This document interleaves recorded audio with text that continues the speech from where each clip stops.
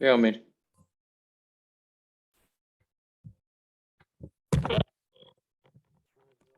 How you doing? And you?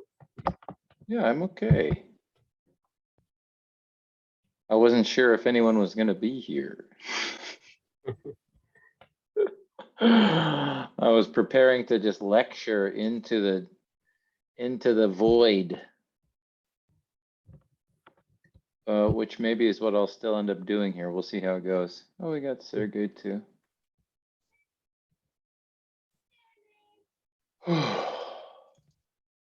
Hello. Sergey, how you doing? Good.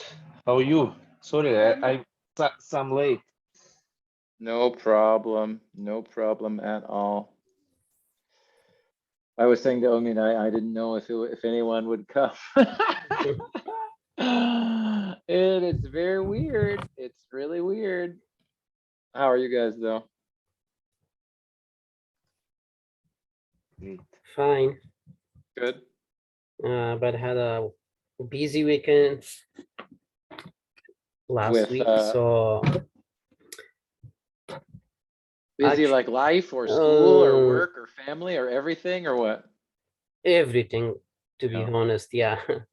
Yeah. But mostly with the family and friends. So one of my friends recently came to the United States, Okay. and they were in Fort McCoy camp in Wisconsin. Mm, But as for the situation was not good there, and they got sick. So that is why I booked a ticket for them, and they were like, they were in a bad situation. yeah. Even though they don't have money for to pay for something. So I helped him to come to California, and I gave them place and I share food with them during the past 2 to 3 weeks, and still they are living with me. Yeah. So finally, I applied for a home for them, and we got that, and I paid for the deposit for them until they get their job. And I was busy the whole week with them, applying for the benefits for them, taking them to the county, taking them to the DMV for the permit test, and doing their applications, a lot of application, you know, that when someone come here. So for Right. immigrant, it is really difficult. They don't have anyone here without me.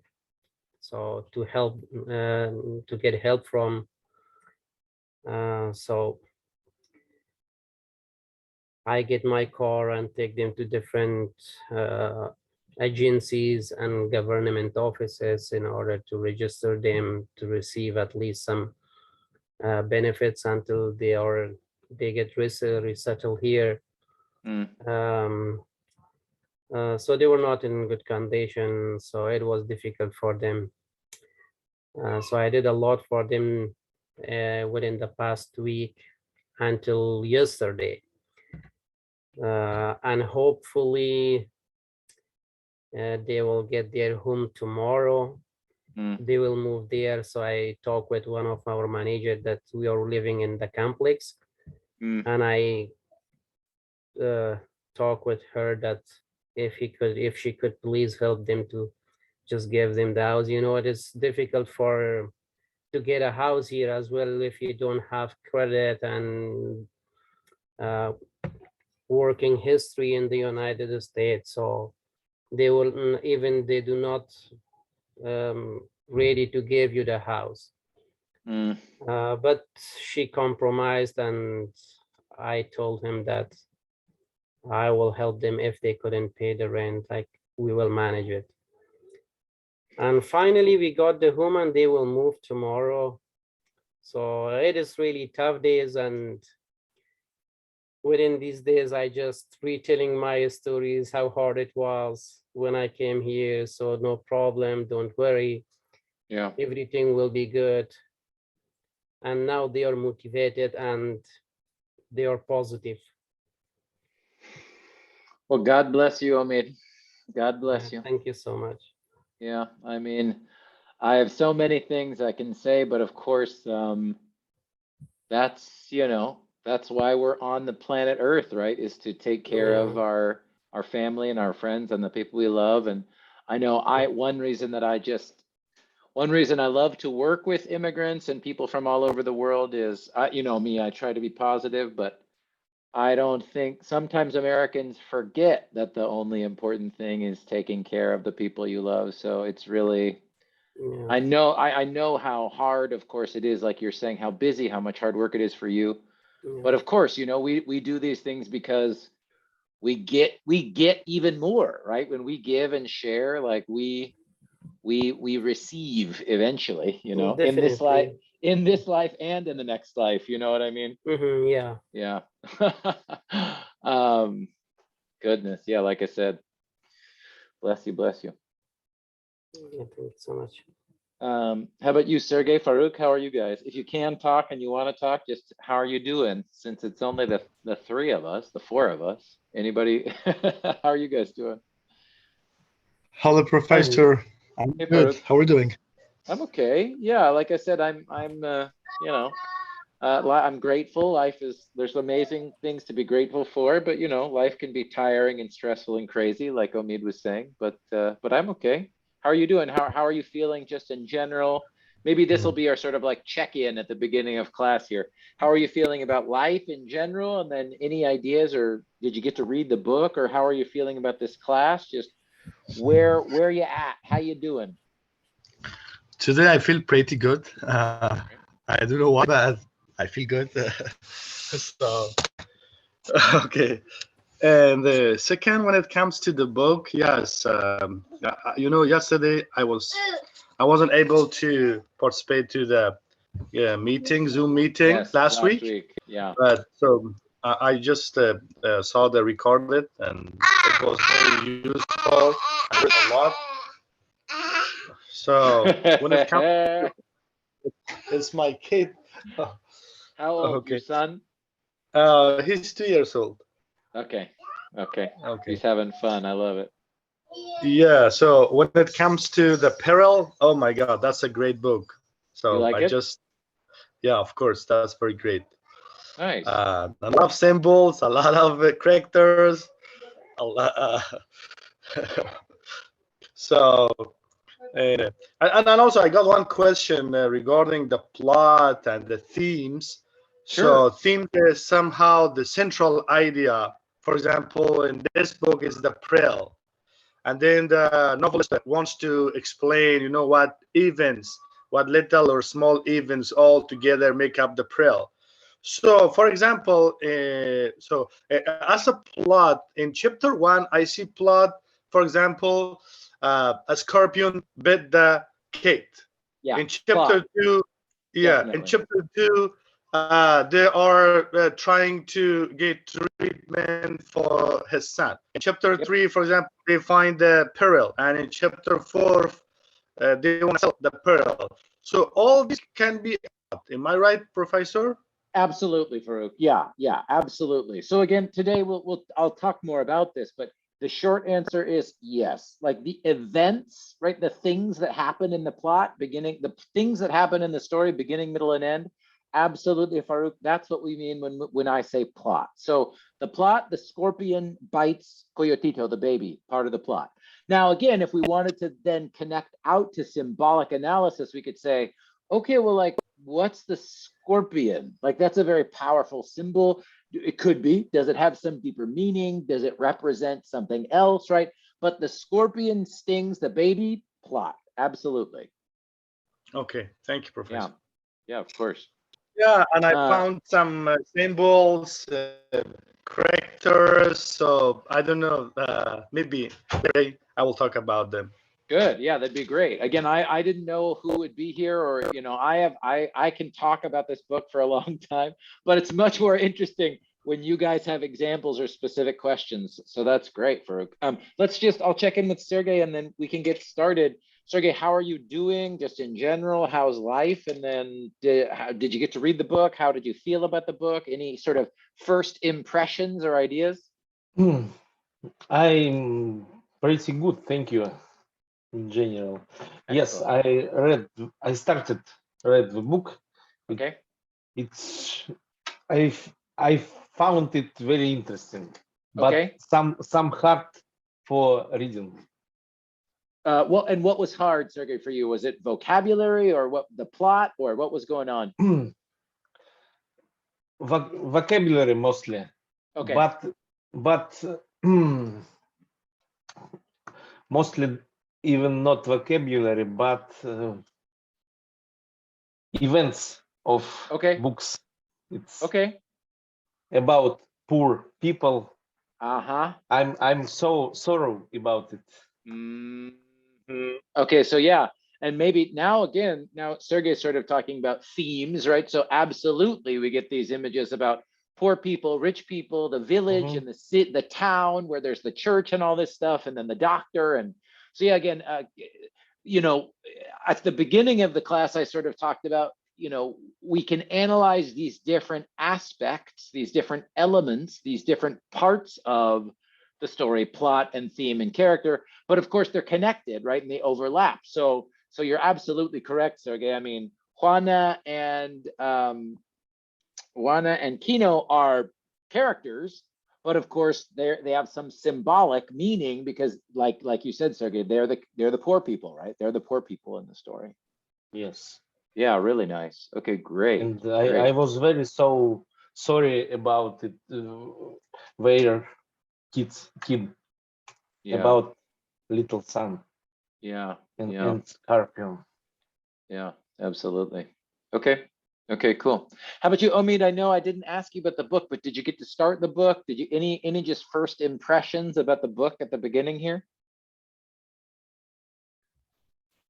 To be honest, I'm really sorry that I Didn't have didn't. time. It's No, okay. I'm really sorry that I didn't It's give all good. my time to your class this week. No, it's all good. But I promise, yeah, since I told you the situation, Of course. Yeah, of what it course. was, so Yeah, of course. I promise that I will do better. Oh, don't. Yeah, this Hey, week. this is Yeah, not, you know, I'm not trying to make anybody feel bad, you know what I mean? It's just to see where people are and make sure if people have specific questions that I can answer them. Because maybe you can already tell, right, just from the first 3 weeks, but the way that I like to teach is much more like a conversation and talking to the students instead of just lecturing. So it's never to make you feel bad. It's just so that I know sort of where we yeah, are and what questions people might have and stuff like that. and also this is our responsibility to do better in the class and join the class and review the class that we had through the past week. We should not make any excuse, It's all good. I but appreciate you saying that. sometimes, yeah, I appreciate you saying that. And like I said, I mean, you know, taking care of friends and family is way more important than one lesson in Canvas. You know what I mean? yeah, thank you Both are so much. important. Both are important. You're all here Yeah, because you all have educational goals. I know that, right? But I mean, yeah, this is idiom is like in the grand scheme of things, you know, in the big picture, what's more important is taking care of the people we love. You know, that's way more important. All right. Well, let's sort of get started today. Yeah, I really did want to continue what we did last week, sort of thinking about symbolism and how to apply symbolic analysis, and really just start talking about that and practicing that in these first few pages, you know, the first few chapters, excuse me, the first half of this book. So, you know, whether if you're watching the recording, right, if you're like Omid and you haven't started yet, no problem. Or if you're like Sergey and Farouk who are here and have read the first half of the book, that's great. But I'm going to try to focus on the first half of the book today because, you know, next week I'm going to ask you to finish the book. So we go through the Pearl pretty quickly so that we can get to poetry and then the longer novel, right? So I don't even have too much of a PowerPoint today. I'm just going to kind of lecture. I'll show you some other materials that I have, and then I'll take your questions. But first, I did want to say I mentioned it last week. Hold on. I'm gonna give me 1 second here, you guys. I'm gonna stand up here so I'm not just sitting. I'm getting uncomfortable here. I'll just lift my desk up here.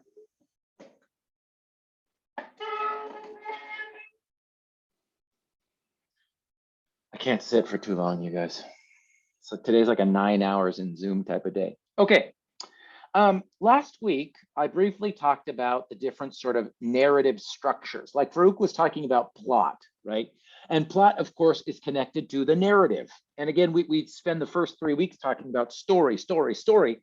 And you know what? And for me, at least, when I say narrative or plot or story, they all those kind of go together for me, because when I say a different narrative structure, that just means, like I said, the way that the author presents information. And like I said, in this book, you get a sort of very, I don't want to say simple, but a very sort of classic narrative structure. And that is beginning, middle, and end, and everything that happens. You know, you already read the first 4 chapters. And like Farouk said, chapter 1, Kino and Wana wake up in their house. Then the baby gets bit by a scorpion. Okay, the next chapter is just what happens next in time, right? Okay, they try to go to the doctor. Okay, the doctor says no. They go into town to see the doctor. Okay, they come back. Then Kino and Wana get on their boat. Then Kino goes down to find the pearl, right? This is an example of a really, like I said, classic narrative structure where we understand beginning, middle, and end, and it moves in what we can just say is like a linear fashion, right? It just goes straight forward. And this is, again, a sort of classic narrative style. Now, in the Lathe of Heaven, which will start in, 6-7 weeks, we'll see how long, you'll see a little bit different structure, right? The plot jumps around a little bit. We can move through time. We can go to different places and cities. But again, another reason I like to start with this book is it is very straightforward. So the other part that's connected to this narrative structure piece, again with the pearl, is that it is at the beginning, like I showed you last week, and here I will start to share my screen just for a second. And as a reminder here, I read this last week, right? This first page in the text. And again, I'll put it on the screen, but if you have your paper book, this is on page, I think it's listed as page 0, basically, right? Because the first page is this one. So it says here, if this story is a parable, perhaps everyone takes his own meaning from it and reads his own life into it. Okay. This word parable is important to understand, particularly in English. Well, I was going to say, not just in English, but anywhere. I'm thinking about the United States here because, again, I know we've got people from all over the world in our ESL department, but I'm thinking about sort of Christian countries. Now, this isn't only Christian, but I'm going to focus on this Christianity thing because, in the Bible, the 4 books, the 4 chapters in the Christian Bible that are about Jesus and his sort of life and times are the Gospels. And in the Gospels, Jesus is sort of teaching people, and he always uses parables, right? And I know, again, parables are really common in other religious traditions, but I'm talking about how this specifically comes to sort of manifest in American English, right? Like for the people who watched the video about John Steinbeck's life, he's a, sort of classic American, a classic Californian, in fact. So this parable is a really common narrative structure that many, many, many people in the United States will be comfortable with because of this history and tradition to the Bible. That's why I bring up any Bible or religion or any of that stuff, right? And a parable is basically any sort of short, simple story that is about sort of everyday experiences, right? Everyday people. And like Sergey was saying, we understand that 2 of the most important characters in this novel are not just, but are poor people. And the story about these everyday people, it seems very simple, but there is a deeper meaning to the story, right? A parable is always trying to sort of teach a lesson, right? And again, so when I mentioned in the gospel, the people write about Jesus sort of talking to other people and teaching them through these parables, right? And a famous example is this, Jesus sort of tells this story about the lost sheep and the shepherd, right? What should the shepherd do, or what should the man who owns the sheep do if all the sheep leave and walk away, right? And are sort of spread out all over the land? Well, then they need the shepherd to come bring them together. And of course, this is a very sort of obvious image, metaphor, symbol for, of course, in the example of the Bible, Jesus being the shepherd, right? I will bring the sheep together. I will lead the sheep to where we are going, right? I will protect the sheep, keep them strong, keep them safe. Now, again, I read a little bit of, since I came to ARC, and we have, of course, so many wonderful Muslim students, I read a little bit about parables in the Quran, and it is my understanding that, I'm still learning, but it is my understanding that there's examples of this in the Quran as well. So parable here, again, just so that we understand narrative structure, parable, simple story, easy for anyone to understand, but really rich with symbols, right? Because the listener or the reader has to think deeply about these everyday or simple symbols. Okay, a sheep. Okay, a shepherd. Well, I see a sheep every day. Like a sheep is a sheep. Well, in a parable, it's not always that simple, right? There's always going to be some deeper symbolic meaning. And that's why this is the book, when we read this book is where I really start to focus on symbols, right? And there are a lot of them. So as you continue through the book, just keep this in mind, right? As you finish the book, that at the very beginning of the story, John Steinbeck says, if this story is a parable, perhaps everyone takes his own meaning from it and reads his own life into it. So just more context and examples for the narrative structure of this specific story. Yes. Okay, so I wanted to bring up narrative structure and the parable because it connects to plot, like Farouk was saying, or sort of mentioning at the beginning of class. So I'll just sort of quickly summarize. As we said, at the beginning of the story, we meet Kino and Juana. We understand that they have a baby, and we see them in their own house, right? We see them in their own hut, and Juana is cooking food, and Kino is just sort of looking out at the day, plot, plot, plot. And then we see a scorpion comes into the house and bites the baby. And then that really sort of starts a lot of the events that happen in the plot of the story, right? Juana goes to try and suck the poison out. Then they decide that they need to go to the doctor.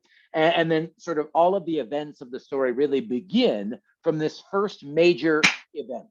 And we could call this like an activating event, or if you think about the hero's journey, right? We could call this the call to action, right? This is the thing at the very beginning of the story that begins the plot, right? Sets the hero out on their journey. And we could talk or debate who's the hero here, Kino or Juana. We could talk about that next week after you finish the story. But that's sort of the activating event at the beginning of the story.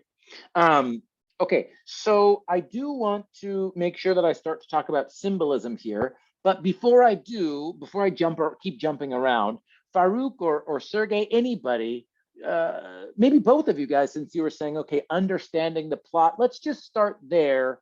Do we understand what happened in the first 4 chapters of the book? Do we have any questions, just plot questions, before I switch and really go deep with symbolic analysis? Yeah, I've got the book here. So now's a great time if people have plot questions.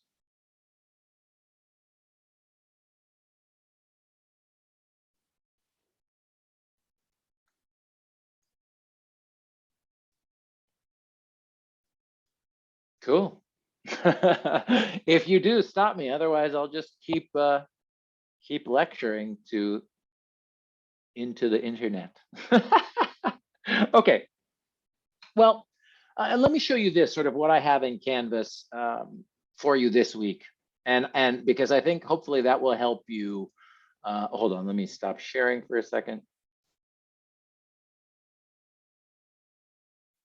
So this week in Canvas, and I'm going to show you this because before I sort of talk through examples of symbolic analysis and examples of symbol,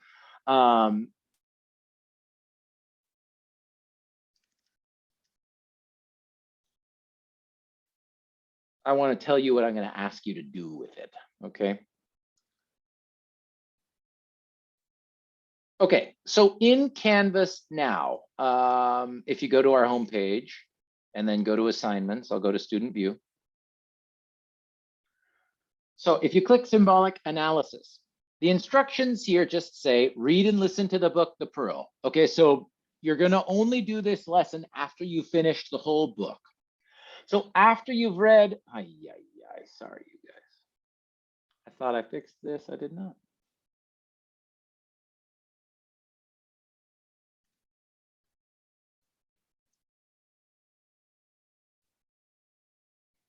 Okay, sorry about that. So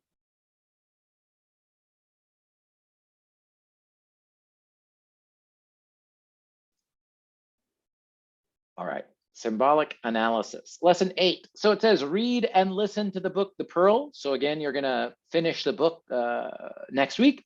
After you've read the book, write a symbolic analysis of the rifle, first introduced on page 27. I'm gonna ask you to do 750 words. That's about 3 paragraphs. And then be sure to review some of the symbolic analysis examples as well. And I wanted to show you, since I put these into Canvas, this is the Pearl support page, right? And I posted 3 articles, and I sort of, I'm not making you research your own articles for this first book. We'll do that later. But I've got 3 articles for you that do sort of different ways and different examples of how to approach symbolic analysis in this book, right? And a lot of these books, as you can see, were written in Japan. And so all of the people who wrote these papers, right? English is their second language as well, too. So just more examples for you to see of sort of multilingual writing.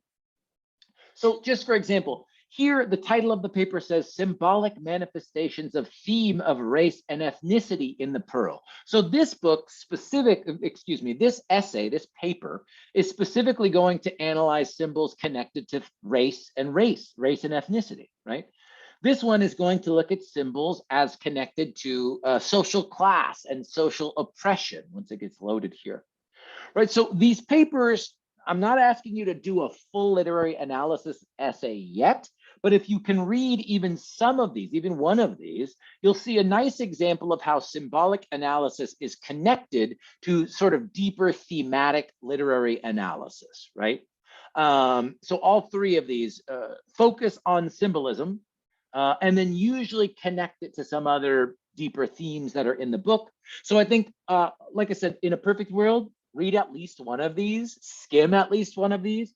It'll be a really helpful example for you for both this first analysis assignment, symbolic analysis assignment, and then later in the semester when we do get to Lathe of Heaven for the full major research paper, right? So again, this is not a research paper. This is really just a short 750-word assignment.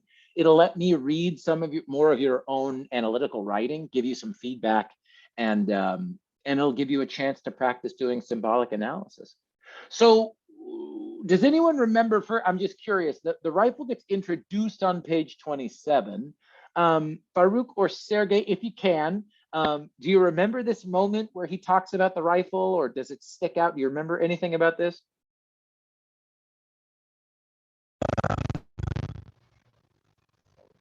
Yes, Professor. I don't remember the book. Yeah, your audio is really. Your audio. I'm sorry, Farouk. Your voice is really robot voice. Now I can.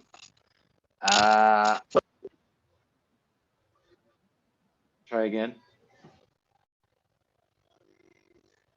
No, it's still Hello? really robot. Now it's good? Hey, there it is. I got you. Okay, so. Oh, but nope. Now it's back. I don't. Maybe it's. Wait a minute. Try again. Okay, let me change.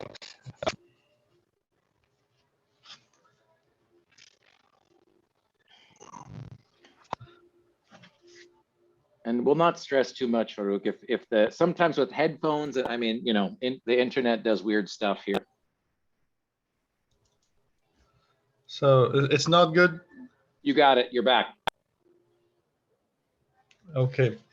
So it's actually on pages 24 and 25. So there are mentions well. So Yep. when Juana or the neighbors asked Kino, what do you do with the pearl? Okay, I see a pearl as a wine chance. And then he says pearl, for example, but Juana, pearl means clothes, pearl means rifle, pearl means school for Kaitito, pearl means a hub, it means a new house. So pearl and a plan. So I think I found all these on pages starting page 24 to 27. Good. Excellent. Yeah. So Excellent. as a rifle, I think he means that because he got the peril, and now he knows that the peril is it's the peril of the world, and it's very sure there are enemies. They are trying to get the pearl, so that's why he wants the rifle, his family and himself and the pearl. Interesting. Oh, okay, I love that. I love that. I love Farouk is sort of doing great work here. You know, two things I want to say. The name of the book is The Pearl, and if you just Google, maybe you already did this, but if you just Google symbolism in John Steinbeck's The Pearl, you're going to find like hundreds and hundreds of pages. Oftentimes people teach this book in high school in the United States. It's a really common book for high schoolers. So you see lots of spark notes and all that stuff. And, you know, and it's really tricky. I will not ask you, for example, this semester to analyze the symbol of the pearl, because the pearl is a symbol for so many things. But Farouk said it really nicely. Okay, at this moment in the story, on page 24, the pearl is sort of like hope. I love that you said that, right? The pearl symbolizes hope. The pearl symbolizes possibility. The pearl sort of, Dream. yeah, dreams. I love that, dreams. I mean, and I'll sort of, especially just for Omid who hasn't read it yet, I'll just read a little bit here, and then we'll really focus on the rifle together. But here, you know, this is after Kino dives down into the water, brings the pearl back, right? And they are imagining. So here on page 24, it says, Kino looked into his pearl, and Juana cast her eyelashes down and arranged her shawl to cover her face so that her excitement could not be seen. And in the land, in the incandescence of the pearl, there's a good vocab word, Sergey. Incandescence is about the light, the way that the light shines on it. The pictures formed of the things Kino's mind had considered in the past and had given up as impossible. In the pearl, he saw Juana and Coyotito and himself standing and kneeling at the high altar, and they were being married now that they could pay. He spoke softly, "We will be married in the church." In the pearl, he saw how they were dressed, Juana in a shawl stiff with newness and a new skirt, and from under the long skirt, Kino could see that she wore shoes. It was in the pearl, the picture glowing there. He himself was dressed in new white clothes, and he carried a new hat, not one of straw, but of fine black felt. And he too wore shoes, not sandals, but shoes that laced. But Coyotito, he was the one. He wore a blue sailor suit from the United States and a little yachting cap, such as Kino had seen once when a pleasure boat put into the estuary. All of these things Kino saw in the lucent pearl, and he said, "We will have new clothes." And the music of the pearl rose like a chorus of trumpets in his ears.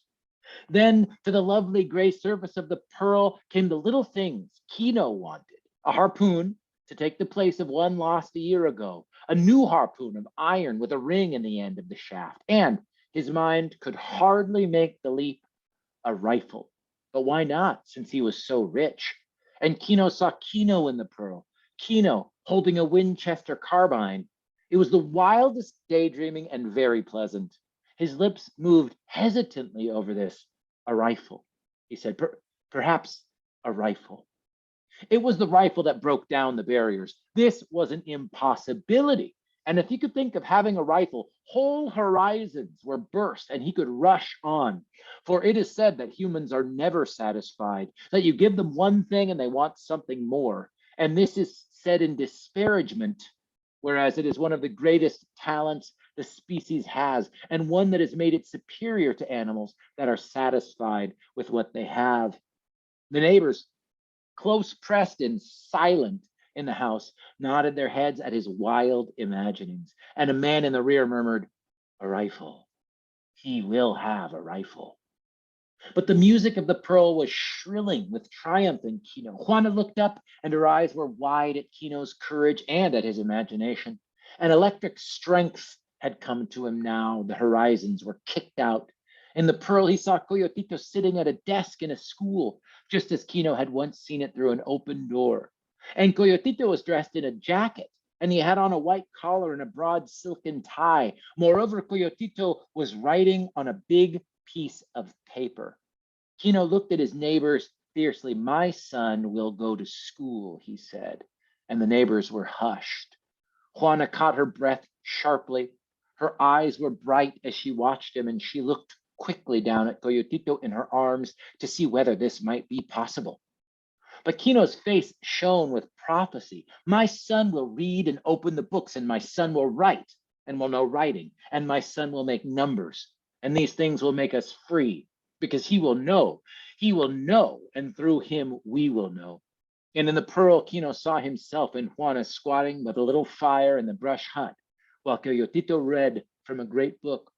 "This is what the pearl will do," said Kino.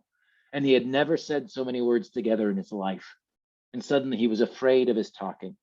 His hand closed down over the pearl and cut the light away from it. Kino was afraid as a man is afraid who says, "I will," without knowing. Okay, again, this is the other amazing thing about a parable like this, right, you guys? In just we didn't even read 3 full pages. I mean, the symbols on these 3 pages are like crazy, right? Now, again, we can talk about the pearl. The pearl is interesting, but even in just these few pages, the pearl represents, I mean, like we said, hope, success, wealth, possibility, that sort of abstract nouns. But then, of course, on these pages, we could say for Kino, the pearl represents school. For Coyotito, represents wedding in the church for him and Juana, represents new clothes, right? But so we could talk about the pearl, or we could just sort of start to talk about any of the specific symbols before we focus on the rifle. Sergey's ready. He turned his screen on. I see a comment in the chat. Yeah, go ahead, Sergey. I just want to say that for Kino, the pearl was a symbol of new life for his family. Love it. He did not want rich palace or new car. He just dreamed about simple for us things. Yes. School, marriage, harpoon. Love it. And now here's my question for you, Sergey. This is why I want you to sort of be aware of and notice the rifle in the book. Now, what do you think about the rifle, though? Is the rifle different? Is the rifle, you said school, marriage, harpoon. And then we have, because he does talk about the rifle, and Steinbeck writes about the rifle a little bit differently here. And I see your comments in the chat, Farouk. Go ahead, take care of yourself, all good. What do you think about the rifle? Does it seem exactly the same as the harpoon? Is it a little bit different? Like, what do you think? I think I don't think about it yet, but I think it's something different. Okay. Yeah. Him. It's interesting. I mean, you know, you'll see at the end of the story what we find out about rifles, but there is this, you know, even where's that word here? It says a rifle, he said, perhaps a rifle. It was the rifle that broke down the barriers. This was an impossibility. And if he could think of having a rifle, whole horizons were burst and he could rush on, right? So just things to notice, right? Things to be aware of. Maybe rifle a symbol of rich man. Okay. In his meaning. Yeah, I love it. yeah, for him, I love, and Sergey did something really important there too, which is, and a perfect example, Sergey, which is when you read some of these example essays that I put into Canvas, it's great for, we can think about and analyze, what does the symbol mean for Kino? Okay, what does the rifle symbolize to Kino?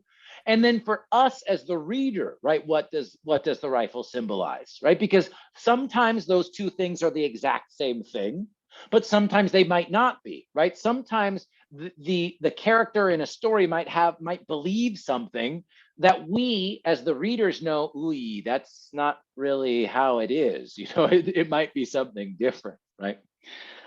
Excellent, excellent. I want to add to sort of what Sergey was saying there too. You know, I love to have you guys look at these few pages because you get so many symbols in one place.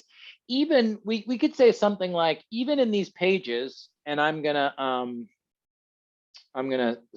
stop sharing so my face is big for a second here. Even in these pages, we understand that the pearl represents or symbolizes a lot of different things, just like Sergey just told us, right? So the pearl might symbolize wedding. The pearl might symbolize new clothes. The pearl symbolizes a harpoon and a rifle. It symbolizes hope, success, and wealth, blah, blah, blah. And then by the end on page 25, we get to this point where the pearl symbolizes education, right, for Coyotito. This means Coyotito will go to school, right? But it's really interesting here that even I think it's interesting to see how the symbols are interconnected, how they connect to each other, because even school, right, we understand is kind of a symbol for something deeper, right? He says he will go to, okay, I have the pearl. That means the pearl symbolizes school. Okay, and then we understand for Kino, school symbolizes reading and writing, right? And then even for reading and writing, we kind of understand that for him, that means, I don't know, like, does anyone want to talk about what they think that because it gets really sort of, I think, really touching. It makes me feel sort of strong emotions. This part in the story when he starts talking about school and reading and writing for Kino, right?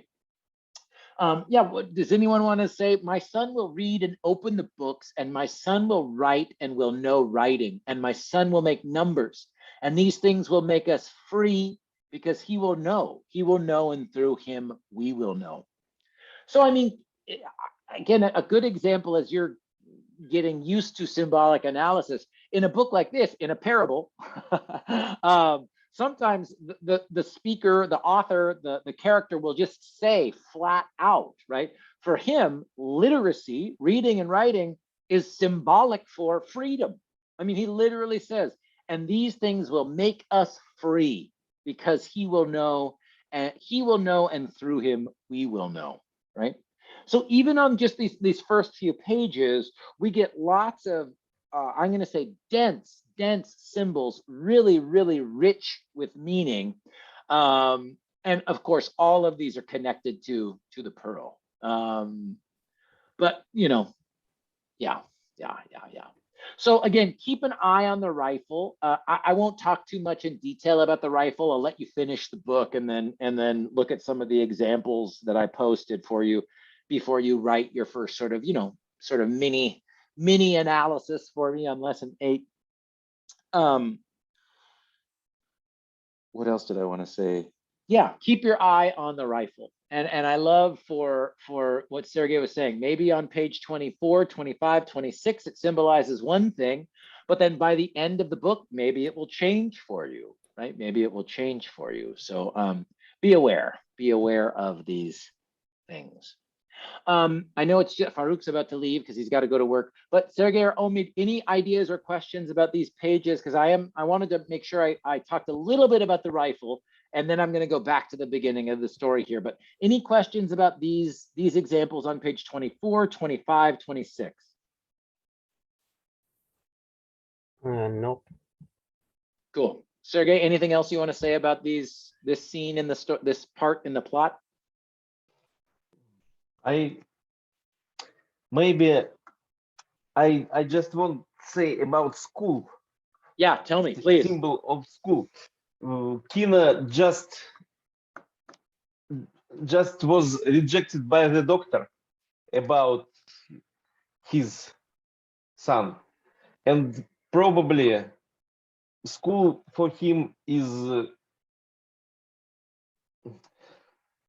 like element, like what his son, if he will be visited school, can become a doctor too. Some. Excellent. Excellent. Excellent. Excellent. Yeah. Any more? Anything else you want to? Can you say a little bit more? I'll go there with you in a minute here, but can you say a little bit more connecting this idea of the school, that symbol, with the character of the doctor? Because I think you are really on to something there, Sergey. How did you start to make that connection? Because doctor is very educated person, and Kino thinks if his son will be very educated, he can become a doctor or another rich person and change his life. Nice, really nice. Because really, I think that Kino was not did not get any education. Yes, I think we don't know that, but I think very fair Yes, to yes. assume, Sergey. I think, yeah, you're exactly right. Yeah, I think so too. Excellent. Perfect. He's I love it. an uneducated person. I love it. I love it. I'm going to back up because I'm so happy that Sergey brought the doctor up, because that's the other, in the first few chapters, that's one of my other favorite sort of moments in the first chapter, where we meet the doctor, because we get lots and lots and lots of symbols. Oh my gosh, so much symbolism when they go into town, right? So again, if you're watching the recording, or Omid, just so you understand where we are, again, the beginning of the story, we meet two characters. They're poor people. They live by the beach. They're fisher people, a husband and wife. They have a little baby. The baby gets stung by a scorpion, right? And that's the action. That's what creates the plot, right? That's what sets the plot into motion. And they live in the sort of village outside of the town, right? Where there's buildings, actual buildings. And they decide they need to go into the town and talk to the doctor, right? And again, I talked about this last week, but just remember, this story takes place in 1947. I think I showed a few pictures. Did I show pictures last week of La Paz in 1947? I'll just so people have some feeling about what, where we are in the world. These are really small pictures. Let me see if I can find bigger ones, you guys.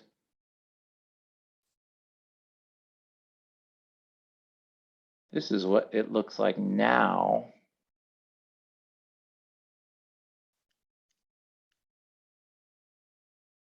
That's not bad. I mean, these are some pictures, not even,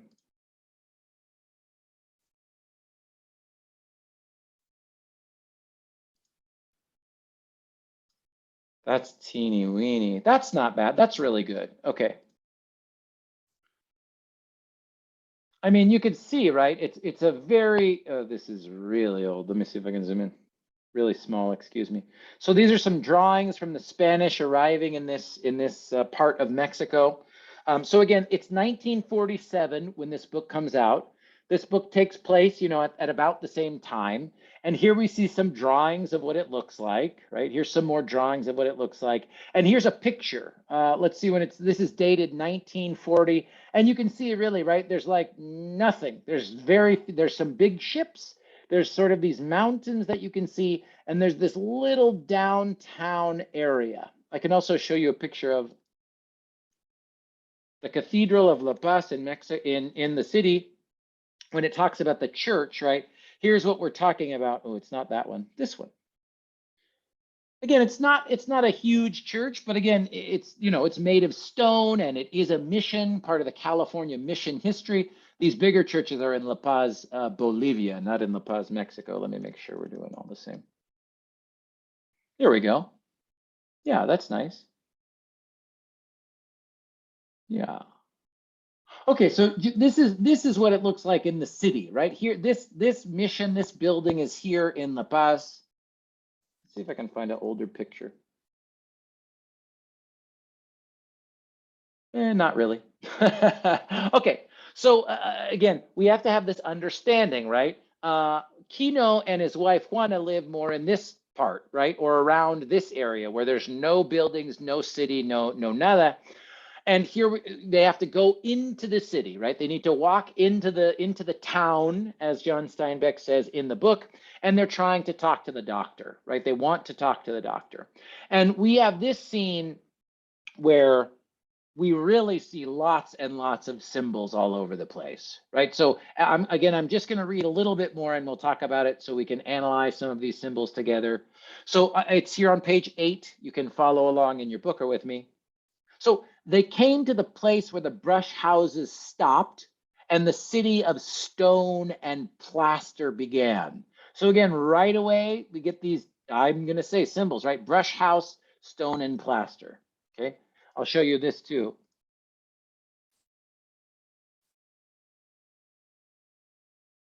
Yeah, so when it says brush house, you know, this isn't exactly what we're talking about, but, you know, something like this, right? We're talking about brush houses like this.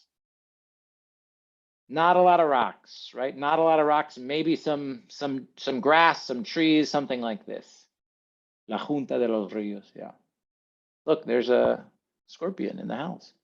Okay, so that's what we're talking about. From the house of brush to stone and plaster. The city of harsh outer walls and inner cool gardens where little water played and the bougainvillea crusted the walls with purple and brick red and white. They heard from the secret gardens the singing of caged birds and heard the splash of cooling water on hot flagstones. The procession crossed the blinding plaza and passed in front of the church. It had grown now, and on the outskirts, the hurrying newcomers were being softly informed how the baby had been stung by a scorpion, how the father and mother were taking it to the doctor.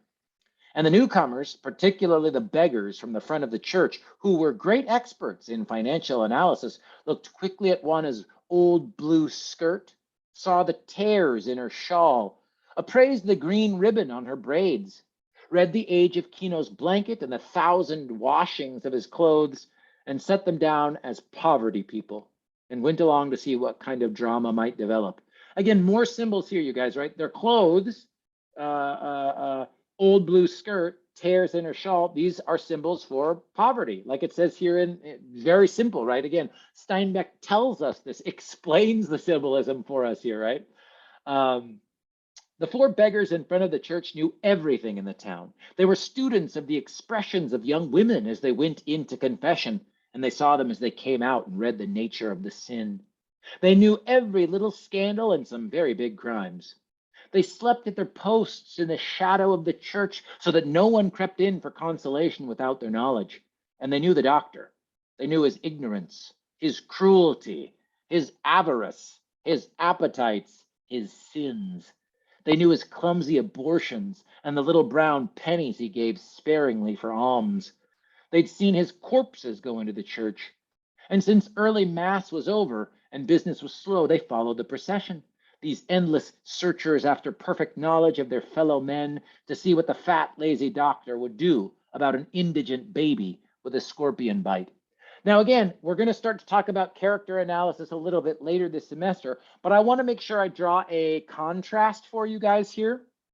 These paragraphs, right, where they're talking about what the beggars know about the doctor, this would be much more like character analysis here, right? Because we don't have any symbols of this yet. We have a little bit, right? When we talk about dead bodies leaving the doctor's office, okay, maybe the dead bodies are a symbol for he's not a very good doctor. He doesn't help people. So many people die in his office. Okay, but when it says something like they knew the doctor, they knew his ignorance, his cruelty, his avarice, his appetites, his sins, this is not a symbol. I just want to make sure it's clear and obvious. This would be something that if I said, hey, give me a character analysis of the doctor, these sentences would be really valuable in your own description of the character of the doctor, right? Because this is where we have other characters and kind of like the author himself, right? The narrator of the story is describing this character without using any symbols yet. Okay, now I'm going to keep going a little bit more, maybe another page, and we are going to see tons and tons of symbols that are connected to the doctor. And so again, all these things overlap: plot, theme, character, symbolic analysis, all these things interconnect, but it's still helpful to see, okay, here's an example where it's truly just describing a character, which you could use for your own character analysis, versus, hey, this symbol shows us something about a character or implies something about the character. Okay, so we get all this great description of the doctor, and then we'll start to see some big symbols here in a moment. So still on page 9, the scurrying procession came at last to the big gate in the wall of the doctor's house. They could hear the splashing water and the singing of caged birds and the sweep of the long brooms on the flagstones. And they could smell the frying of good bacon from the doctor's house. So again, I'd say right away, now we get good bacon, symbol, symbol, symbol, symbol, symbol. Kino hesitated a moment. This doctor was not of his people. This doctor was of a race which, for nearly 400 years, had beaten and starved and robbed and despised Kino's race and frightened it too, so that the indigents came humbly to the door. And as always, when he came near to one of this race, Kino felt weak and afraid and angry. And rage swelled in him, and the pounding music of the enemy beat in his ears, and his lips drew tight against his teeth, but with his left hand he reached to take off his hat. The iron ring pounded against the gate. Kino took off his hat and stood waiting. Coyotito moaned a little in Juana's arms, and she spoke softly to him. The procession crowded close, the better to see and hear.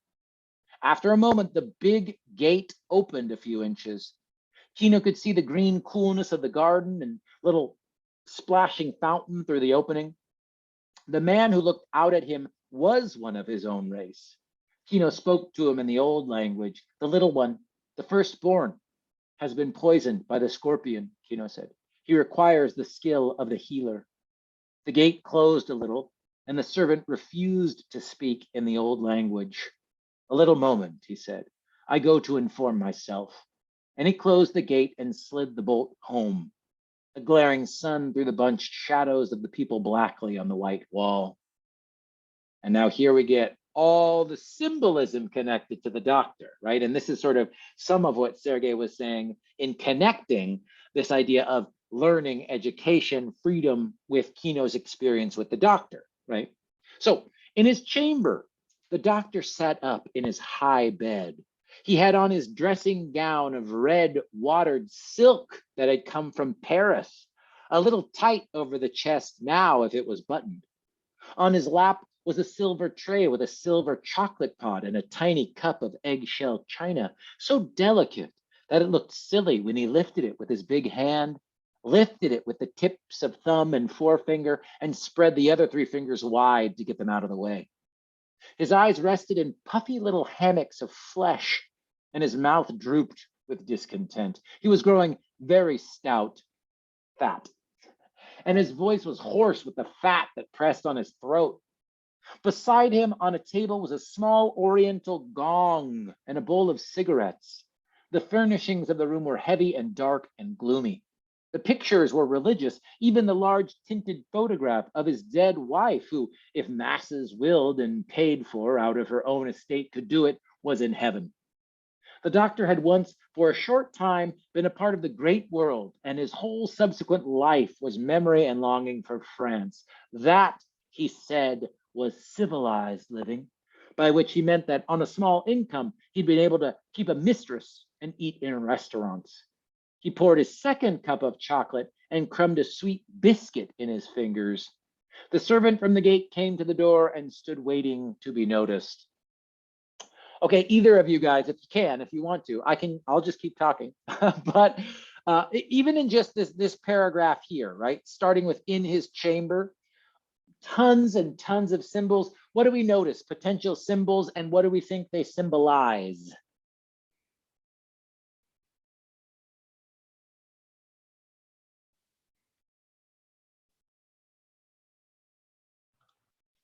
a lot of symbols of wealth. Excellent. Excellent.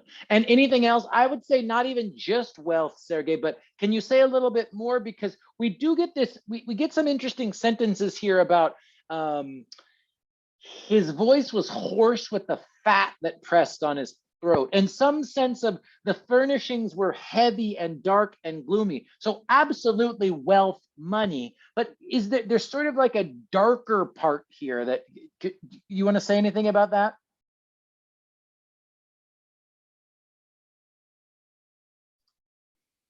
I can. And it's this is Yeah, go the ahead. symbol that doctor is completely from another world person. Yes, yes, yes. And it's not just wealth, right, Sergey? But I think I think you sort of know what I'm. Yeah, go ahead. Some kind of power. Yes, I was going to say power, exactly. And that G word, right? Greed, greedy. Your example, Sergey, of saying when Kino sees the pearl, he thinks, ooh, wedding, a new clothes, right? But here we get it sort of what we might say are simple things, the harpoon, the rifle. But here we get, it's not just simple, right? I mean, it's like over the top, right? It's Yes. like, we could say too much, maybe too much, right? So many different things. Silver, what does it say? Silver chocolate, silver tray, silver chocolate pot, eggshell china, so delicate that it looked silly. And then we get this other example here. Oh, I love this sentence on page 11. He poured his second cup of chocolate and crumbled a sweet biscuit with his fingers. So we understand he already had a first cup of hot chocolate, and this is his second one. So it's not just wealth here, some of these symbols, but it's like greed, you know what I mean? Like over the top, you know? Yes, yes, yes, yes. Good, good, good. And even little things to start to be aware of, right? Before Kino even arrives in the doctor's office, he stops at the gate, right? There's a big gate, there's a big bolt, right? And we understand the gate is the gate, but in a way, in the symbolic way, I mean, we understand that Kino is on one side of the gate and the doctor's inside, right? Like there's a barrier, there's some kind of thing preventing or stopping Kino from entering into this world, right? So again, in a parable like this, the symbols are everywhere, right? The symbols are everywhere. Anything else, Sergey, what did you think about this scene? Did anything else stand out for you about the doctor or any other symbolism in this part in the story?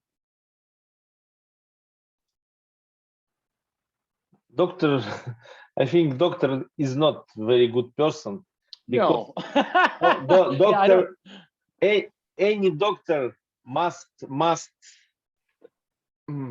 heal people without money, even if person don't have money.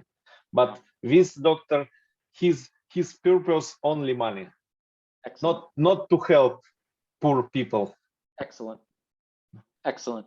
And again, Sergey's comment there is correct. And just that would be again closer to this character analysis, right? If I could say the doctor is a greedy man, well, we get some symbols of his greed, right? His second cup of chocolate, silver tray, silver coffee pot, china, eggshell china. We get symbols, and just like Sergey did for us, we can analyze his behavior. We can analyze his actions, right? Like we understand he does not want to help. He says he's a doctor. He just want to get a gain, a profit. Exactly right. So how do we know that the doctor is greedy? Well, we can do some symbolic analysis, and we can analyze what he does and what other characters say about him. And again, you just sort of like I always do, sort of once a week, planting this seed to get ready for character analysis. We can put these two things together when we start to talk about the doctor and what he does, right? I'll read just a little bit more because there's a few other symbols that I wanted to show you. So the servant he poured his second cup of chocolate and crumbled a sweet biscuit in his fingers. The servant from the gate came to the open door and stood waiting to be noticed. Yes? The doctor asked. It is a little Indian with a baby. He says a scorpion stung it. The doctor put his cup down gently before he let his anger rise. Have I nothing better to do than cure insect bites for little Indians? I'm a doctor, not a veterinary. Yes, patron, said the servant. Has he any money? The doctor demanded. No, they never have any money. I alone in the world am supposed to work for nothing, and I'm tired of it. See if he has any money. At the gate, the servant opened the door a trifle and looked out at the waiting people. And this time he spoke in the old language. Have you any money to pay for the treatment? Now Kino reached into a secret place somewhere under his blanket. He brought out a paper folded many times. Crease by crease, he unfolded it until at last there came to view 8 small misshapen seed pearls, as ugly and gray as little ulcers, flattened and almost valueless. The servant took the paper and closed the gate again, but this time he was not gone long. He opened the gate just wide enough to pass the paper back. The doctor has gone out, he said. He was called to a serious case, and he shut the gate quickly out of shame. And now a wave of shame went over the whole procession. They melted away. The beggars went back to the church steps, the stragglers moved off, and the neighbors departed so that the public shaming of Kino would not be in their eyes. For a long time, Kino stood in front of the gate with Juana beside him. Slowly, he put his suppliant hat on his head. Then, without warning, he struck the gate a crushing blow with his fist. He looked down in wonder at his split knuckles and at the blood that flowed down between his fingers. And again, this is why I wanted to make sure I finished this part of this chapter. We understand here, right? The gate is more than just a gate. As soon as we see Kino try to use violence, Kino tries to fight back against the gate. Okay, we understand, yes, this is just a gate in front of the doctor's house, but of course there is this deeper symbol, right, for what Kino wants and what he can't. Gate Go ahead. is like border. Good. Good. Between rich people and poor people. Excellent. Absolutely. And so what do you think it says, Sergey, that, and now we're just kind of practicing symbolic analysis. What do you think it says him punching? And this image of the blood is a very strong, blood is a very powerful symbol, right? What do you think about this moment here? What do you think? Maybe he tried to crush this border. Excellent. But this is impossible.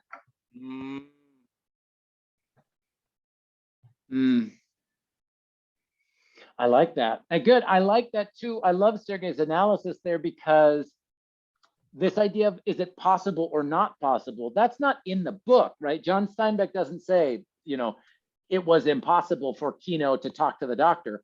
But because of these symbols throughout this story, we get this meaning, right? We understand this deeper meaning, or at least we get this feeling as the reader, okay? Maybe it feels impossible to Kino, or Kino thinks that it is impossible to get on the other side of the fence, right? To break the barrier, to break the border between rich and poor, right? Or in this case, as you'll see in one of the example essays, if you read that one, the 2 different people, right? People from Spain and the native people from Mexico, right? Native indigenous people of Mexico. So when it says Indian, again, I'll just show you some more pictures.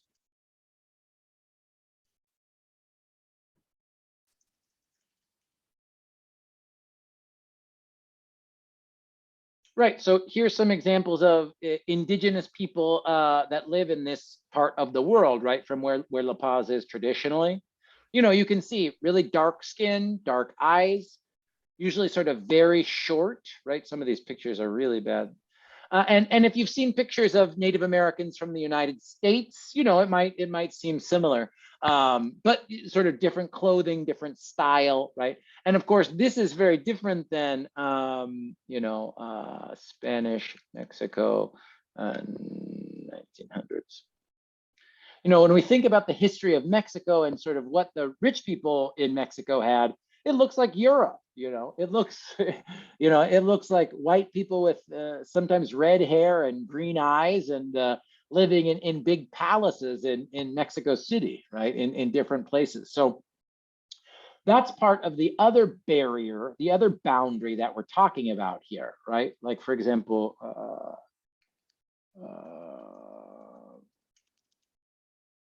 so Kino and his family, they live here in brush houses, and they wear these similar style clothes, right? And meanwhile, in other parts of Mexico, where the type of place that the doctor lives, we've got, stuff. I'm just seeing if we can find a good, stuff that looks like this. It looks like Europe. It's silver plates and silver coffee pots, and yeah. So again, it's not just rich and poor in this story. It absolutely is, but it is also, you could do now I'm sort of connecting to this thing about theme, right? But we could also talk about race. Ethnicity, right? When it says little Indians and people from Paris, people from Spain, people from different places, and again, more contrast, more binaries, right? To sort of talk about opposites as a good way to analyze, to potentially analyze fiction, to analyze fiction. Sergey or Omid, my little tiny class, any other ideas about this part where they go to see the doctor here? Any ideas or questions?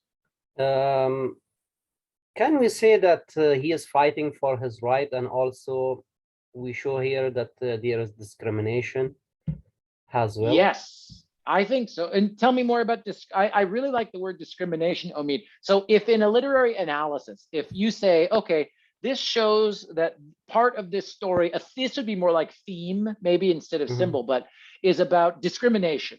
And just like you did in 300 or 340, you're going to need to provide evidence. So what would you say based on these pages, Omid? What is some evidence for your idea about discrimination? I agree, but what evidence would you use from the book?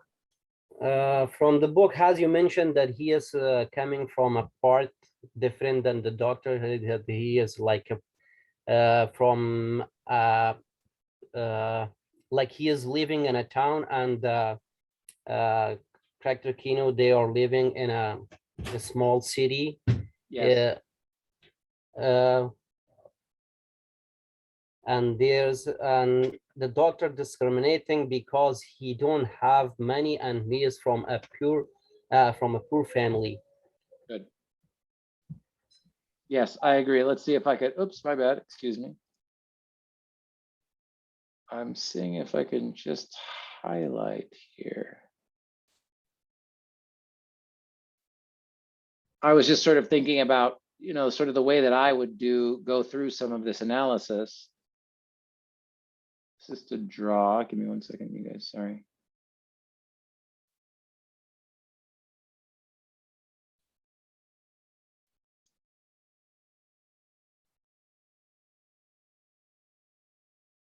Yeah, I mean, brush houses, right? This is more contrast, like Omid is saying.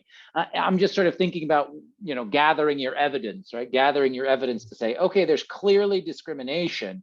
Okay, for example, the author describes leaving their home and coming into this different part of the city. And I think there's other great examples of discrimination, like I was saying here. When we get this, I think, to me, the part that I always get mad at, like Sergey was saying, is this part here on page 11.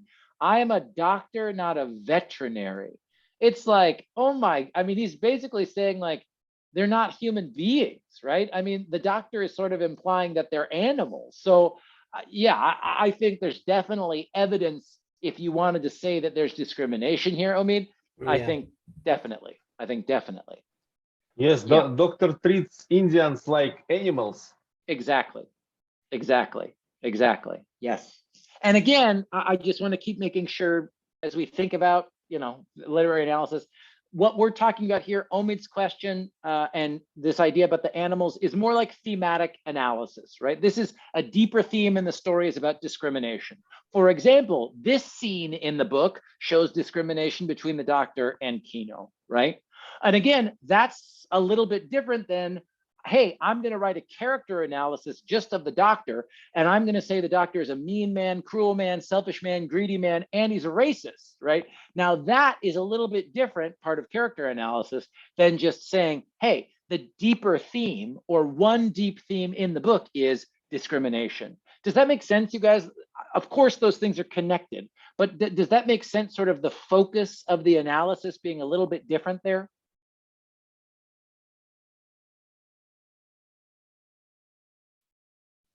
I hope so. If it doesn't, stop me, okay? Cool. I didn't understand the question, Professor. Can you repeat it Sure. once again? Yeah, I'm going to stop sharing too. So I just want to, and again, I'm a little bit of, like I said, planting this seed now. We're going to come back to it, but the more you hear it, the better. Yeah. I just want to start to draw a little bit of a difference between thematic analysis, right, which is what you'll do for the Lathe of Heaven, for the last book we read at the end of the semester. You'll do a long, 5-6 page research paper, full sort of literary analysis of the whole book, where you're going to think about themes, right? You almost say like, this is a book about blah, blah, blah. For example, you could write an essay saying, this is a book about discrimination, right? You could write a 5-page essay saying, this book is about discrimination. And in fact, I am going to share my screen again and then I'll keep talking.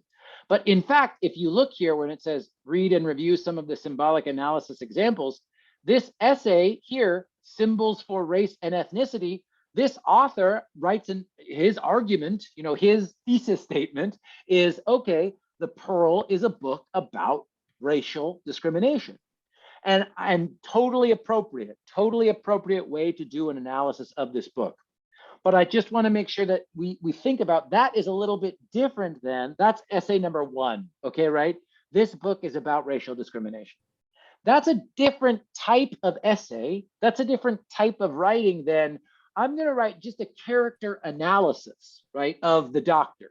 And when I analyze the doctor's character, I'm going to say he's greedy, he's selfish, and he is racist. He is biased. He discriminates against Kino. And then I could use this example from the story for that argument in my character analysis. And this is what I'm saying. They're connected, right? Like the doctor would be evidence of the theme of discrimination in your big research paper that's about discrimination, right? But to analyze the character and just look at his actions in this one scene, that's also kind of like a different type of writing, right? And for this, at the beginning of the semester, instead of just jumping right into the big full literary analysis essay, I'm going to have you practice first, like I have right now, symbolic analysis. And then I'm going to ask you to do a sort of short character analysis, because I want you to practice that type of writing, that type of analysis, before we go to the big, this is what this book is about type of literary analysis. Does that make a little more sense, Omid? Yes, definitely. Yeah.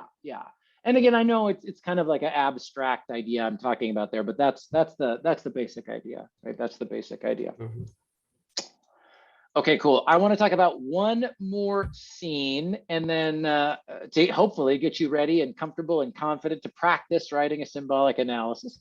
And then we'll see if people have questions. Okay, I wanted to go to, I'm going to start to share my screen again in a moment here.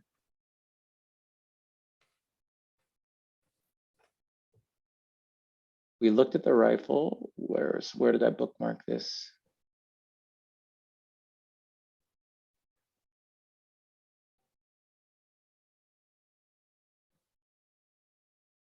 Okay.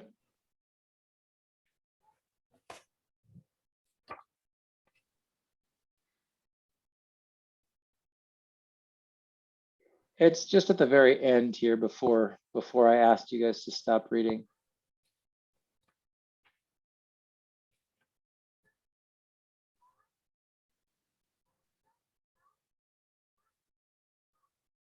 All right, I'm gonna start to share my screen. If you have your book, I'm on page 37, but of course I've got it on the screen here. Now this is in chapter 3. This is at the very end of chapter 3. Kino went to the doctor. The doctor said no. At this time, Kino then, just to summarize here, After he goes to the doctor and the doctor says no, Kino goes, looking for pearls. That's his job. He's a fisherman and he finds pearls, and he finds the pearl of the world, right? He finds the most beautiful, biggest, perfect pearl ever. And that was that scene with the rifle, like I was saying, right? He sees the pearl and he's imagining, wow, with this pearl, I can do all these things, right? The pearl symbolized many different things for Kino at that time in the story. Now, again, more plot. I know Farouk's not here, but plot. After he finds the pearl, we understand the doctor finds out, oh, Kino found the pearl of the world. What's going on, And the doctor decides he wants to come and, try to get money from Kino. Well, now we're at the very end. This is after the doctor came. The doctor, speaking of the border, Sergey, the doctor leaves his house, right? He leaves the gate. He leaves the town of stone and plaster. He goes to Kino's hut. He goes to Kino's village and basically says, oh, let me take care of your boy. Pay me, right? Money. And then after this, we have this moment, right? So this is the very end, and this will be the last symbol we analyze together. So after the doctor leaves, Kino and Juana are getting ready to go to sleep. They have the pearl of the world in the house. And this is what happens on page 37.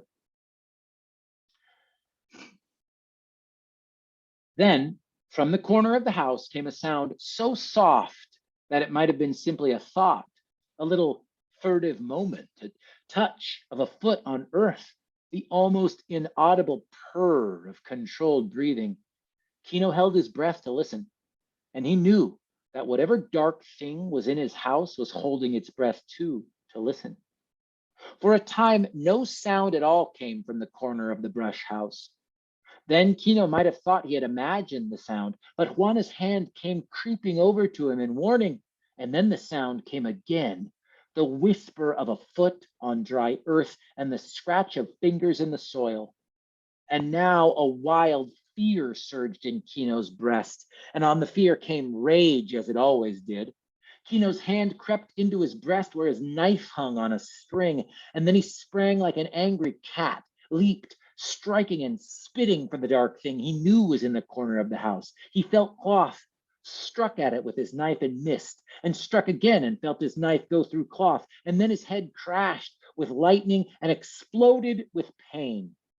There was a soft scurry in the doorway and running steps for a moment, and then silence. Kino could feel warm blood running from his forehead, and he could hear Juana calling to him, Kino, Kino, and there was terror in her voice. Then coldness came over him as quickly as the rage had, and he said, I'm all right. The thing is gone. He groped his way back to the sleeping mat. Already Juana was working at the fire. She uncovered an ember from the ashes and shredded little pieces of corn husk over it and blew a little flame into the corn husks so that a tiny light danced through the hut.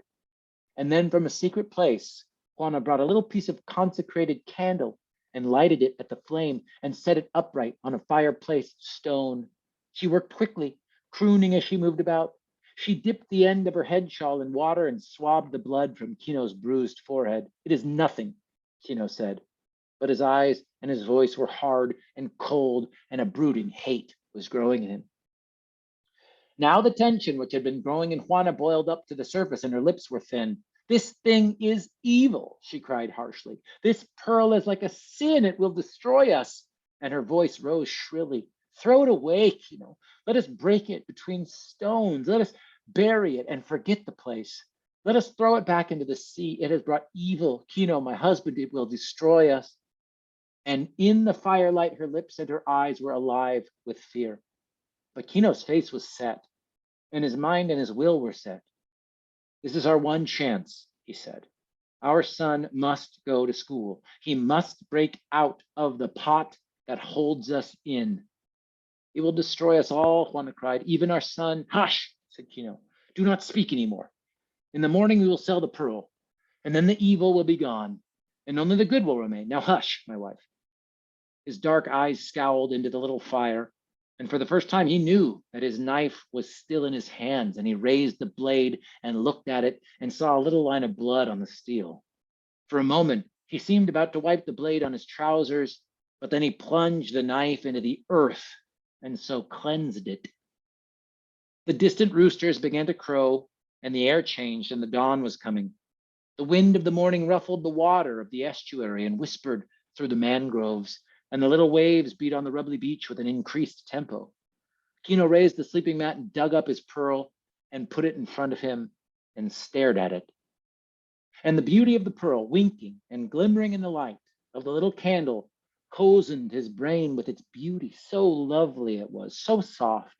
And its own music came from it, its music of promise and delight, its guarantee of the future, of comfort, of security.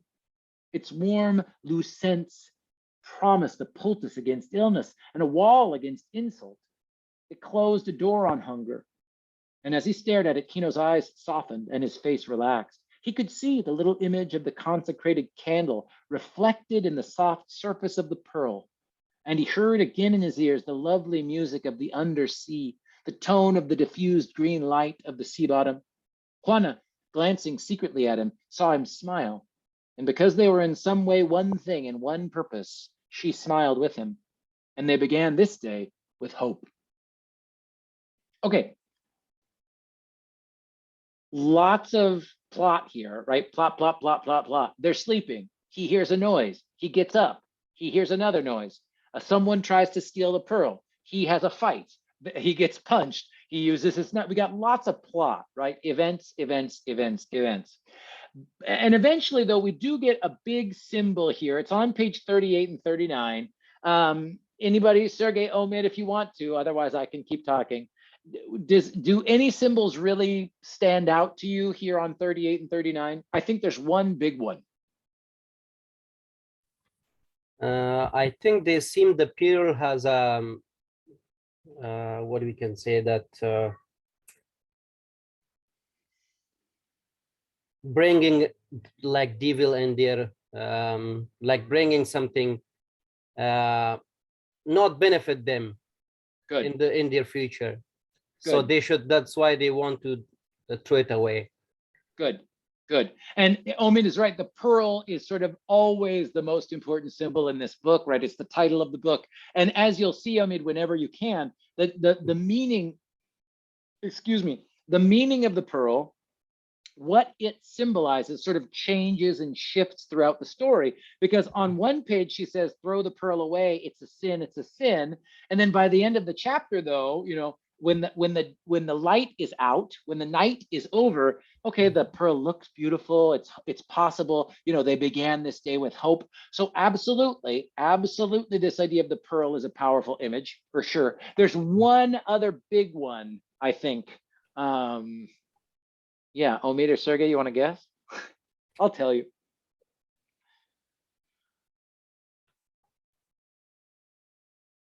Okay. I sort of said it here when I said about the difference between dark and night, right? I think this here on 38, where she says, and then from a secret place, Juana brought a little piece of consecrated, that means sort of blessed, right? Holy candle, and lighted it at the flame and set it upright on a fireplace stone. She worked quickly, crooning as she moved about. She dipped the end of her head. Oh, yeah. This is where she's healing Kino. But there's this image of the candle of flame. And really, in fact, a symbol that not many people think about, or maybe we sort of forget about, is light and dark in general. It's sort of such a common symbol that, like I said, sometimes we don't even think about it. So I think this idea of the candle of night and morning, of light and day, of sort of how the candle, eventually on page 39 here, we understand and see the light of the candle in the pearl. So I think this candle is a really powerful symbol. Anybody want to talk about maybe what feeling do you get from the candle, or what do you think about the candle on these pages, you guys? Bright future. Okay, love it. Future. So right away, the candle may be something more about the future, maybe something hopeful. I like that. Good. Anything else? What other feelings does the candle give you? Mm-hmm.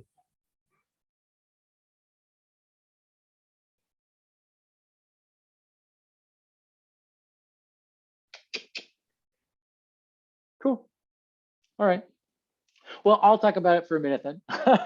I'd say, think about, especially in a parable, like I was talking about the narrative structure of a parable, when you see black and white, when you see light and dark, when you see a candle, a flame, traditionally, like you said, Omi, these are sort of hopeful symbols, positive symbols, things that might be good. And darkness is sort of fear or the unknown or scary or bad, right? It's not always that clear though, right? Because in this story, we understand, thinking about our discussion about discrimination, right? It's not like, oh, Kino has dark skin, so he's bad, right? It's not always that simple, right? Good and bad, black and white, light and dark. But sometimes if the author is talking about the light in the sky or the light from a candle or the difference between day and night, morning and evening, this could be giving you some deeper clues about a meaning, deeper meaning that's going on in the story.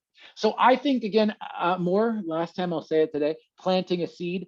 I think it's important to be aware of the connection in this page 38 between Juana and the candle. You know what I mean? Like at this moment in the story, Kino goes out, he gets in a fight, there's blood, he has a knife, there's violence, right? And afterwards, Juana is the one who brings out her candle and lights it. Juana is the one who uses water to wash and clean Kino's cut. Juana is the one who sort of heals or tries to heal Kino, right? She says, "You're bleeding," and he says, it's nothing, right? It's almost like denying that anything happened or denying that he was hurt, right? Denying that he was hurt. So I think, again, another moment where I'm encouraging you to be aware of how symbol and character connect together, right?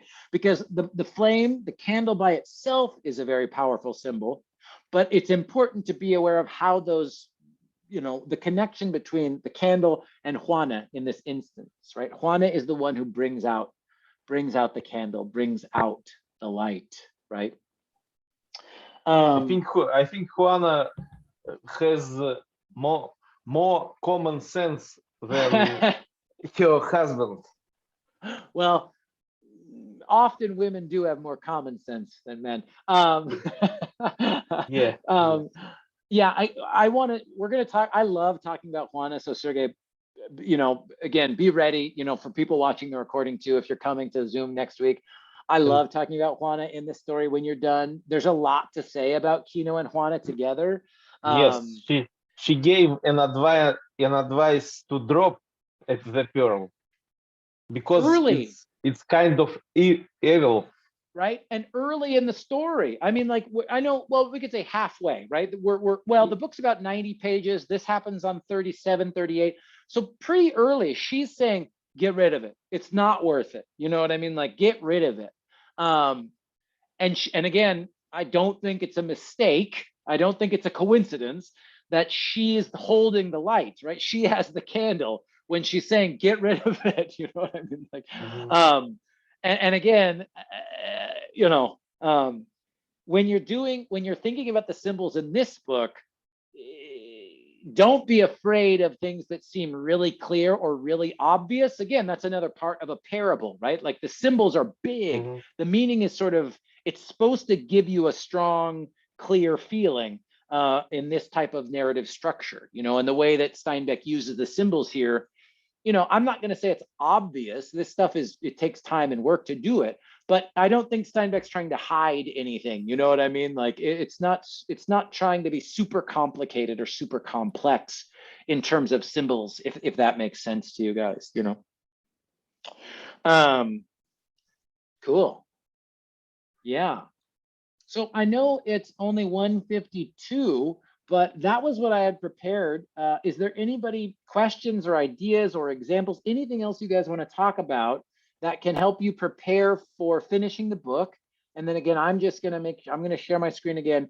So really this first lesson 8 is the first time I'm going to ask you to lesson 8 is the first time I'm going to ask you to practice doing some of this stuff we've been talking about together the last 2 weeks. So yeah, any other ideas or questions, anything you need from me to be ready to start writing a little bit, I'm trying to make it easy for you at the beginning here. Again, I'm going to give you these essays for you to read. Maybe next week I'll bring in and we can look at one of these examples together. I think especially this first essay, Symbols for Race and Ethnicity, has really good examples for you, so you could look at that too. But again, I'm just asking you to write 750 words about the rifle. At the end, though, make sure you wait until the end. So yeah, anything you need from me to do this assignment or anything I can do to help you guys? I think we should wait until we finish that book. Then after Yeah, that, we will get some information from the book, and then we will read through the instruction about the assignment, and then we can decide that if we need any help. Sure, yeah. If you let's say you too, Sergey, if you finish the book and you're like, I'm not sure what Jeff's asking me to do yet, bring it, we could talk about this more detail next week too. If you try it and you still have questions or you need more examples or something like that. I thought about showing you an example, but if you really need your own example, just to show you, if I Google symbolic analysis, the Pearl, John Steinbeck, I mean, there's tons of stuff on the internet. The Pearl, Spark Notes, symbols, the Pearl symbolism, symbols in the Pearl, analysis of the Pearl. So this is the other reason that I don't ask you to write a research paper about the Pearl. Many people have written many things about the Pearl. So it's just really a chance for you to practice first symbolic analysis. And then, like I said, I'll ask you to practice character analysis. So if you're thinking, I don't even know what Jeff is asking me to do in lesson 8 here, again, just Google and read some examples. And again, you don't need to use sources for this activity yet. Well, we will have plenty of time for sources in a couple weeks. Okay. Yeah, so any other questions I can answer for you? Otherwise, I think we'll just finish early. And if you're watching the recording and you're like, Jeff, I don't know what to do, text me or email me, right? Come talk to me. So yeah, how about for you guys? Omid, Sergey, you guys good? Yes, Professor, I got 0 points, but by the discussion number 6, is it possible to resubmit it? Thank you. Yes, I thought if I did not say this last week, I'm so sorry, Sergey. Any assignment, I try to grade things kind of week by week. But if you get a 0 for something you didn't do yet, yes, do it, right? Eventually, I'll look at it and give you the points. I use too few words in my discussion. You got it. I also think I've been thinking, I don't know if we'll keep doing discussions since there's only 7 people. It's kind of like, I think I might just have you do more individual assignments, and then that way I can read what you write and give you feedback and suggestions one-on-one. So I've been thinking about discussions in this class probably too much, because I'm thinking about like, how's the way to make it useful when we have such a small group. So anyway, for that discussion, Sergey, please edit it, add some more words. I'm happy to give you your points, and then I will keep thinking about how to do discussions in the future. Okay. Okay. And I read some more than half of book, and my main thinking about it, the Pearl took over the Kino's mind. It's all good. And he became the slave of his own dreams. That is deep, Sergey. He became a slave of his own dreams. Yes. I think another thing, again, I don't know. I never wanted to feel like, Sergey, you have to talk for the whole class. But again, I think talking about literature is why it's so exciting, is to have a discussion about it. But so I would say, when you say that, Sergey, it makes me think another big, if we're thinking about theme for the whole book, there is this fight between the present and the future, right? Because Kino's dreams for the future, like you were saying there, Sergey, his dreams, they make sense, right? They're nice. They're good dreams for him and his family and his child. And at the same time, sometimes if we're so focused on the future, we don't understand what we do have, right? Now, again, that's not to say, oh, it's all good. Kino's poor, no problem. He should be happy. Why are poor people sad? That's not the idea, right? But there is something to say, okay, well, no, yes, there's discrimination. Yes, there's injustice. Yes, there's big problems for poor people like Kino, absolutely. But also, you know, if you have a family, if you have food to eat, if you're healthy, right?